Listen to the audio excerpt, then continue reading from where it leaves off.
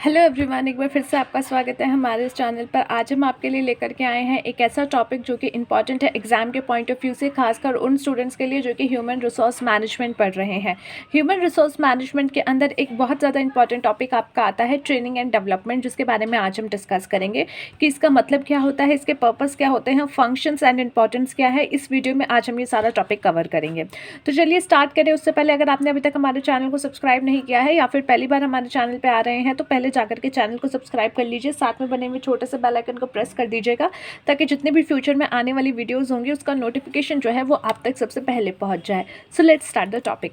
देखिए, human resource management में हमने जो है जब हमने टॉपिक किया था तब हमने देखा था कि ह्यूमन रिसोर्स मैनेजमेंट का मतलब क्या होता है। एक ऑर्गेनाइजेशन में बहुत सारे रिसोर्सेज होते हैं, बहुत सारे रिसोर्सेज यानी कि मटीरियल हो गया आपका, किस तरीके से आपकी मशीनरी हो गई या आपका फाइनेंस हो गया, इन सबको मैनेज करने के लिए आपको ह्यूमंस चाहिए होते हैं, यानी कि जो जीते जाते इंसान हैं वो चाहिए होते हैं, तभी आप बाकी सारे रिसोर्सेज को ठीक तरीके से मैनेज कर पाओगे। और इसीलिए जो मोस्ट इंपॉर्टेंट रिसोर्सेज आपका आपके ऑर्गेनाइजेशन में हो जाता है वो आपका ह्यूमन हो जाता है, बिकॉज वो जो है बाकी सारे रिसोर्सेज को मैनेज करता है। अब यहाँ पे जो ह्यूमन है उसको भी मैनेज करना पड़ता है कि आप जो है उनको सही तरीके से मैनेज करो।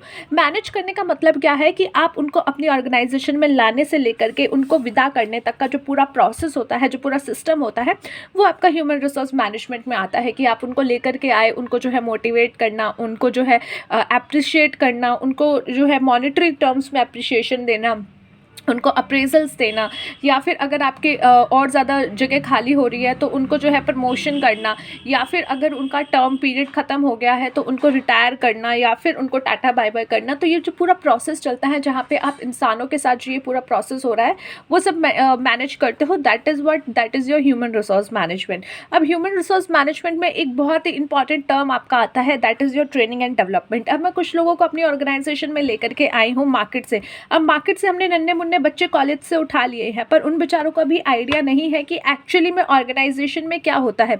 उनको सपने देखने में अच्छा लगता है कि यार ऑर्गेनाइजेशन में जाएंगे काम करेंगे, but when you actually reach there, कि जब एक स्टूडेंट के तौर पे आप जाते हो या आपने जस्ट अभी कॉलेज खत्म किया है, आप ऑर्गेनाइजेशन में जा रहे हो, आपको नहीं पता how to handle a client, आपको नहीं पता कि एक्चुअली में वो वर्क कैसे करना है।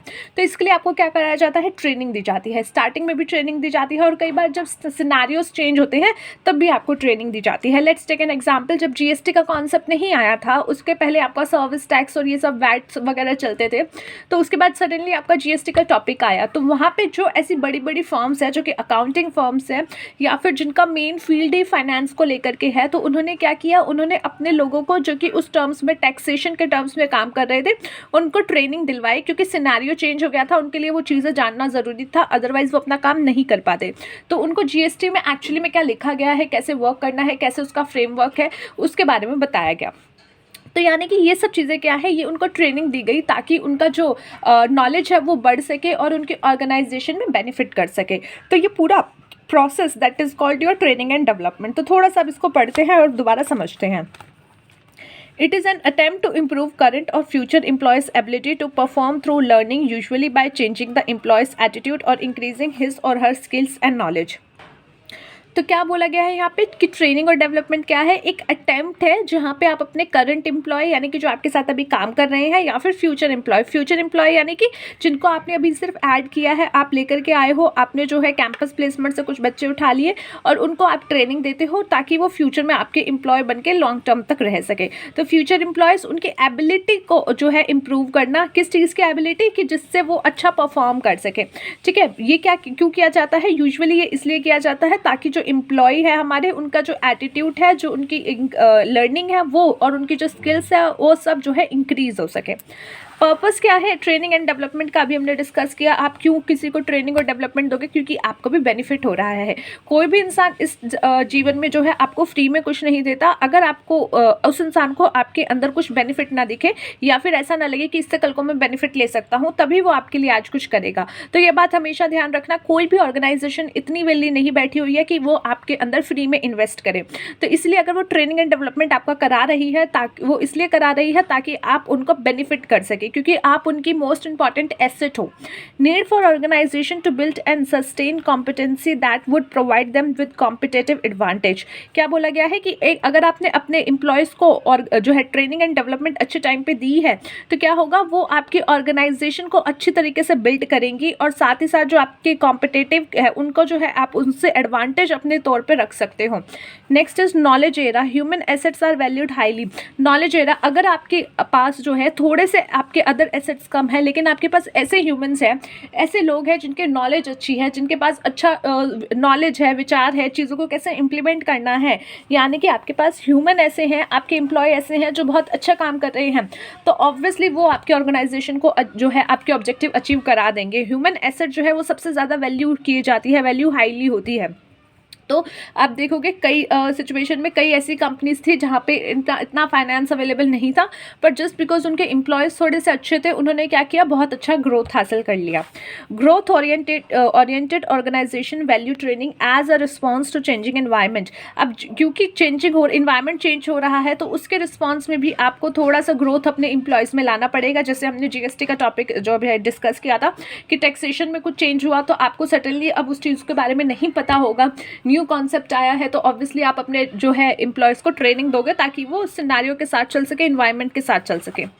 Continuous learning process in human development. अब देखो कंटिन्यूस लर्निंग प्रोसेस आपके ह्यूमन में होना चाहिए ह्यूमन डेवलपमेंट के लिए, तो इसीलिए जो है उनको ट्रेनिंग एंड डेवलपमेंट कराई जाती है। Helps in development of one's personality, sharpen skill and enhance effective, यानी कि किसी एक अपने एम्प्लॉय की पर्सनालिटी को शार्पन करना, उसके स्किल्स को शार्पन करना, उसकी पर्सनालिटी डेवलपमेंट करना, और ताकि वो अच्छी तरीके से चीज़ों को कर सके। देखो चीज़ें वही बोली गई है, बस उसको पॉइंट्स अलग बना करके लिखे गए हैं। It is an important and integral part of organisation renewal process. एक ऑर्गेनाइजेशन में अगर वही पुरानी चीज़ें चलती आ रही है ना खचक खचक कर करके, तो यानी कि वो ऑर्गेनाइजेशन जो है पिछड़ती भी जाएगी एक सिचुएशन में। क्यों? क्योंकि हर आज की मार्केट कैसी हो गई है, नए बिजनेस जो है डेली एड ऑन हो रहे हैं, नए बिजनेस हर लाइन में एड ऑन हो रहे हैं, तो इससे क्या होगा, वो बिजनेस आगे चले जाएंगे क्योंकि वो आपके बाद स्टार्ट हो रहे हैं, तो वो अपने टाइम के जो टेक्नोलॉजी होंगी उसको देख करके स्टार्ट करेंगे। और आप अभी पुरानी टेक्नोलॉजी पे ही लटके हुए हो, आप अपना पुराने तरीकों पे ही लटके हुए हो, तो ऑर्गेनाइजेशन को रिन्यू करना, रिन्यूअल लाना, उसके प्रोसेस को इसलिए बहुत ज़रूरी हो जाता है कि अपने एम्प्लॉय को ट्रेनिंग देना। फंक्शंस क्या है ट्रेनिंग एंड प्रोग्राम के, देखो जो आपने अभी पर्पस पढ़ा उसी से आपके फंक्शंस निकल जाते हैं। Acquiring knowledge, training and development क्यों कराई जाती है, ताकि नॉलेज एक्वायर की जा सके, एटीट्यूड में चेंज किया जा सके कि लोग जो हैं खुद अपना प्रॉब्लम सॉल्व कर सके।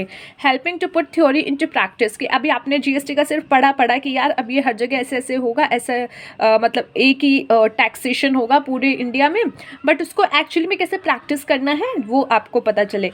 Help to evaluate ability competency, आप अपनी एबिलिटी और कॉम्पिटेंसी को जो है इवेल्युएट कर सके।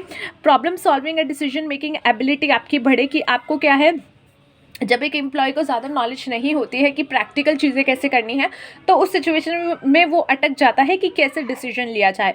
पर जब उसको पता है कि यार ये सिचुएशन अगर आई तो मुझे इसको ऐसे हैंडल करना है, in this way I have to handle this, तो उस सिचुएशन में क्या होगा, वो खुद चीज़ें हैंडल कर लेगा। तो प्रॉब्लम सॉल्विंग की जो एक एबिलिटी है वो उसमें बढ़ेगी, डिसीजन मेकिंग की एबिलिटी बढ़ेगी, इम्प्रूव्स परफॉर्मेंस इंप्रूव होगी। Now come to the importance of training, aids in new entrant attaining role clarity, की उनके रोल की क्लैरिटी में ज़्यादा होगा। प्रिवेंट स्किल्स ऑब्सोलेशन को प्रिवेंट होगा। Improve quality and productivity, quality बढ़ेगी, आपकी प्रोडक्टिविटी की, नॉलेज बढ़ेगी, आप अच्छे से काम करोगे, आप क्वालिटी बढ़ाओगे और प्रोडक्टिविटी बढ़ाओगे। ऑर्गेनाइजेशन का जो ऑब्जेक्टिव है आप उसको कंप्लीट करोगे। ऑर्गेनाइजेशन का क्लाइमेट इंप्रूव करोगे। क्लाइमेट का मतलब ये नहीं है कि 40 डिग्री है तो एसी लगा दिया, उसको कम कर दिया, नहीं, यानी कि जो काम करने का क्लाइमेट है किस तरीके से काम हो रहा है, जो इन्वायरमेंट है उसको इंप्रूव करना। To support personal growth and development, personal growth और डेवलपमेंट भी आपका वहाँ पे इंक्रीज होगा, सपोर्ट करेगा आपको उसमें इंक्रीज होने में। तो ये था आज का हमारा छोटा सा टॉपिक जिसमें हमने डिस्कस किया ट्रेनिंग एंड डेवलपमेंट के बारे में, पर्पस, फंक्शन एंड इंपॉर्टेंस। यहाँ पे आज के लिए इतना ही, मिलते हैं नेक्स्ट वीडियो में एक अगले टॉपिक के साथ। तब तक के लिए take care of yourself and take care of your health.